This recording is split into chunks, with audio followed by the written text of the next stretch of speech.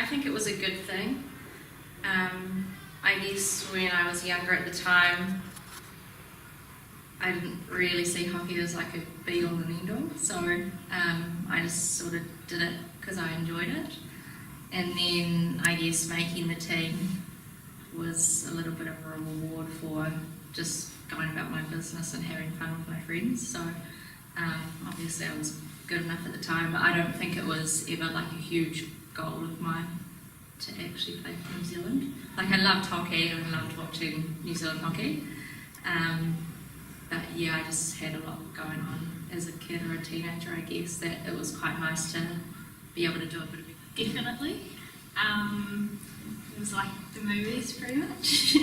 You go there and all the football players are the kings of the school and they go out with all the cheerleaders.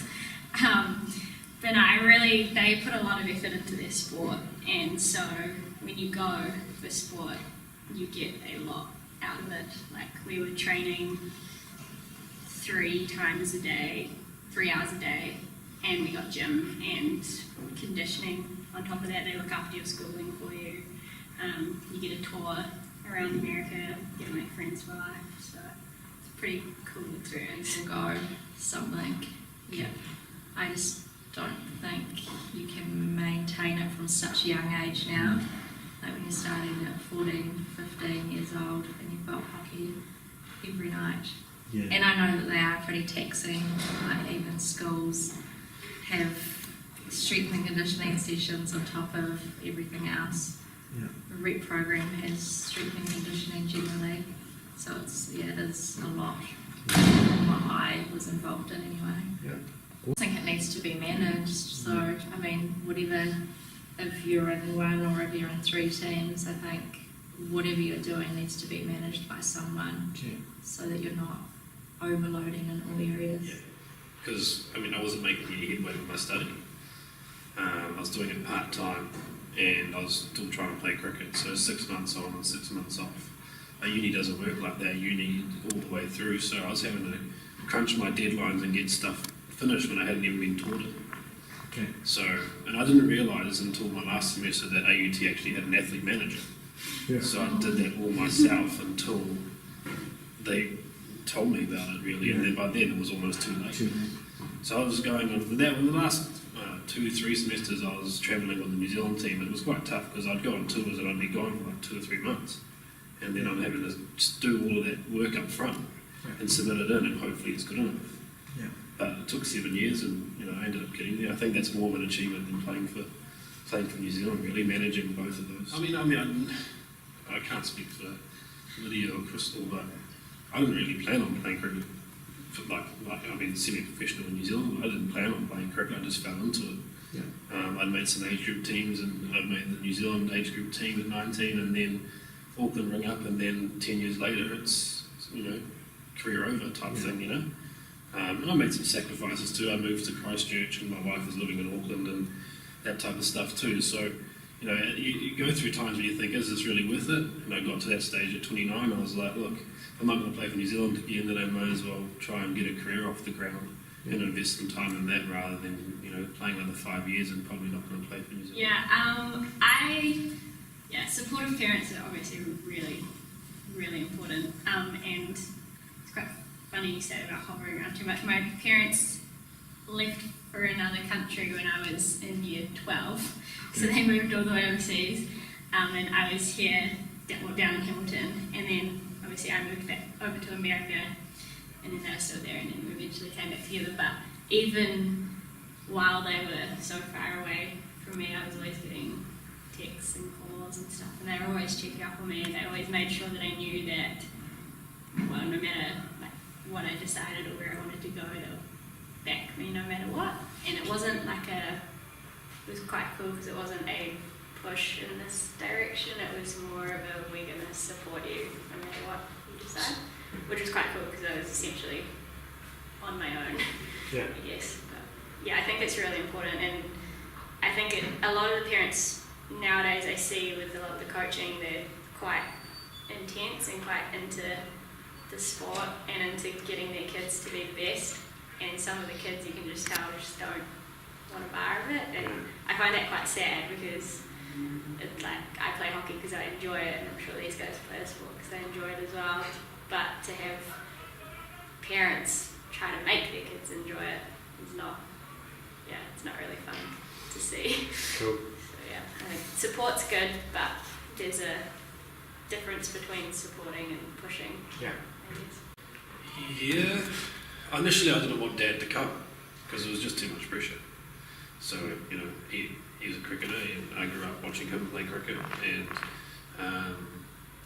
I guess my mistakes or my errors and stuff were analysed like that. So it wasn't so much the pressure, but he knew what was going on. It is sometimes easier if you have a parent that doesn't actually know anything. And then later on in my career, Mum became even worse of a critic than Dad because she'd sit and watch them on TV as, you know, that type of thing. So, I mean, I don't know about Krystal, but you know, when you finally do crack it and you make it to the New Zealand team, all of the driving around, you know, sitting and waiting I mean, there's a mum here today, I mean, waiting around in cars for practice to finish or driving around, it all becomes kind of worth it when you can present your family with a jersey with your name on the back. And my parents had one hanging up in their house from one of the World Cups that I was lucky to go on. But it just becomes worth it, you know, and it's just sort of like, you know, that investment in time that they made to drive me to practices and there and buy the bats and buy the gear and all that sort of stuff becomes a little bit of a, you know, reward. It means little to nothing to me because, you know, I was able to play cricket and it went well, but for them it's like, you know, we helped you get to where you got to. Yeah, definitely. Mum played hockey as well, so that's sort of how I got into it. So yeah, she was always really supportive. Dad was pretty hardworking and into fishing, so it took him a few years to sort of come along. But yeah, they'd been on a few international trips and supported me in various countries. So it's, I mean, like Ronnie said, it's really nice to sort of reward them in a way for all of that stuff that they did back when we were this high. It's nice that you think. Yeah, I'm a big fan of it, but I mean, when you're just starting out in sport and if you're lucky to make it young, then all you're worried about is your next performance, you know, your next practice or your next gym or your next conditioning, whatever it is. I don't think the awareness is there from players or athletes to say, look, you know, this is what I want to try and achieve. They may not even be studying, you know, they might have just finished school. I know some guys pretty well actually that will probably just play cricket for New Zealand and that'll be it. They haven't studied. They're on tour all the time. Yeah. You know, and what can you give them that advice to try and accelerate the learning? At what age do you start giving it? You know, at what level of information are you giving? You know, where are you trying to guide someone? And I guess if coaching could move a little bit more down that line, then that'd be great. Or if they can employ somebody else that can do that, then that'd be awesome. But I don't know if the resources are there in New Zealand to be able to do that. Yeah. And Darren Smith was our coach at the time, and he, to us, was a pretty good supportive coach, but also a mentor, just taking us through we'd have monthly meetings with him about where we were going, heading, and it wasn't always just about hockey, it was our schools and stuff as well, which is quite cool. So I really liked that, but then I haven't really had it since. In the States we had 3 assistant coaches, and one of them was their job to focus on our psychological needs.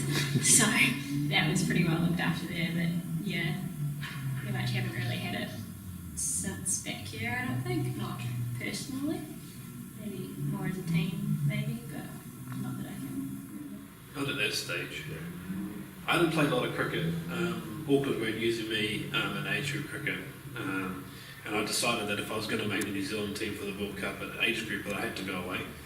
So at 18, I packed my bags and I went and played in England and Wales for a season, and I guess that accelerated A, being away from home by myself for a period of time, and B, having to lead the team. If you're the overseas player, you're expected to perform.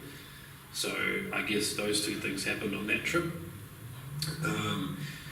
I came back and made the team, but then, like I said, I just fell into it. I made the New Zealand team after that tournament, and I fell into it, and soon after that I was playing for Auckland. I went to university at 19, so I was late to enrolling because I was away on a trip, so I had to do a foundation course. So I did that for a year and then started my degree. Through doing that, you pick up skills too, like, you know, having to do group presentations and talking in front of people and that type of stuff. AUT is pretty practical like that, so I enjoyed that side of it. But I guess my long-term sort of plan, or my plan B, didn't develop until my mid-20s or late 20s, like, you know, in the last 3 or 4 years. And I've just turned 30 in January, so I guess it's only really started to really become concrete in the last, I don't know, 18 months. I didn't really know what I wanted to do, so I did a year at uni, didn't like that, jumped into a couple of different jobs, and then it wasn't till I made the Black Six at 23 that I got involved at Britain Wynyard. Yes. So that's kind of where my career found a path, I guess. So yeah, in between hockey I was just always working there, doing whatever I could, and yeah, sort of made my way up and did a few papers when I was playing, so all sort of fell into place really.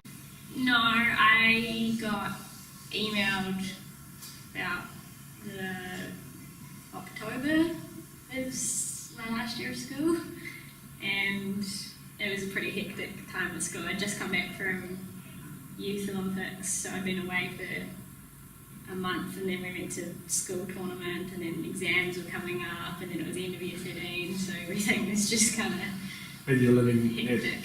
in the Waikato Dive Hostel? Yeah. Yeah. Yeah, I was in the boarding house. So yeah, I got emailed by a couple of schools, and then they all wanted me, you've got to do like this verbal contract thing, and they all wanted it by certain dates, and I was just like, I don't really know what I'm doing. So yeah, I had to talk to a few people, and then eventually signed my contract verbally over Skype. Yeah. And then that was it. So I'd set my path by the town I'd left. Yeah. I would probably, I guess the first time that I started uni, so straight out of school, just to stick to it. Okay. Because I think, I mean, obviously a lot could have happened, like, from that, but yeah, I think I was just at that age where I didn't like it, so I stopped. But like, I guess I've learned from then that you're not always going to like what you do. So like, even in jobs that I've had in the past, I know that with Britain Wynyard I wasn't always in like the nicest role or the role that was the most fun. But I've kind of come through that and am really lucky with where I am. I mean, you can always do things differently. You know, like I've been on tours and things that I probably could have behaved a bit differently, and that might have given me a few more opportunities. Who knows? But it's all, you know, ifs and buts now. Yeah. So you're just desperate to play. That's the thing, you know, and that can be seen as, you know, right or wrong when you're on tour. You're just so desperate to play, you do all the practice, and then you get told, you know, on the day that you're not playing. It's pretty disappointing. Yeah. And I probably didn't deal with the disappointment as well as I probably could have. Whether that's a regret or something that's a mistake, or I think that's just my makeup, that I just wanted desperate to play, really. I didn't really care where I was playing as long as I could play. Yeah. Yeah, I mean, everybody has regrets and stuff that they would have done differently, but like you say, if you can't learn from them, then, you know, I don't know, it's just the way life rolls. Sure. Yeah. I think it sort of came with a bit of experience in a way. So, yeah, I mean, like Liz said, when you're younger, you're probably a little bit unsure in a way. And then as you get a bit more comfortable and probably confident and trust yourself, then that can develop. Okay. It's a tough one, but I certainly do it now. Whether that's to make improvements in you know, in sports, and team and game plans and that type of stuff, tactics. But in my career, I've been pretty ambitious. I guess that work ethic and ambition comes from sport, really. You derive that from young, and you've got that within you. And you need to use that to your advantage when you go to potential employers or people, and you sit in front of them and say, hey, look, I've got these skills. I'm pretty ambitious, and if you can teach me some of the technical side of what you need to be done here, I'll be able to do it. I'm a hard worker. and that's what you've got. That's what you're bringing to the table, and you also bring something that, especially today, they're looking for is that people can fit into teams. You know, they can understand team dynamics. They can, when people deserve credit, you can give them credit, and you know that the team's succeeding. And that happens in sports every day. You know, you're not going to have a good day every day, but the team still wins. You still succeed. So, I think understanding that and then verbalising that and making people understand where you're coming from, and then asking them to see the potential in you, and then what the upside could be. And then you can teach that to other people.